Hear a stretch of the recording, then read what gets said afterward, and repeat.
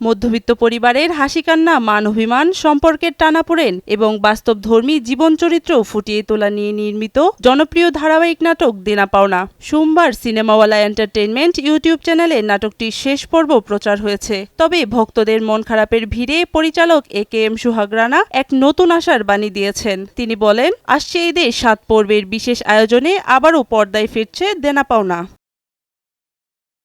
2024 সালের 26 নভেম্বর শুরু হওয়া নাটকটি অল্প সময়ের মধ্যেই আলোচনার কেন্দ্রবিন্দুতে পরিণত হয়। নাটকটি শেষ হওয়া প্রসঙ্গে পরিচালক গণমাধ্যমকে জানান, শেষ হয়েও শেষ হচ্ছে না এই ধারাবাহিক। দর্শকদের ভালোবাসার টানেই আমরা ঈদে আসছি দেনা পাওনা ঈদ স্পেশাল নিয়ে।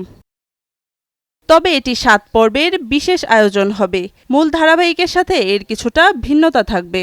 দর্শক ও সমালোচকদের মতে দেনা পাওনার মূল শক্তি ছিল এর গল্প। নাটকটিতে মধ্যবিত্তের টানাপোড়েন এতটাই জীবন্ত ছিল যে দর্শক চরিত্রগুলোর সঙ্গে নিজেদের মেলাতে পারতেন।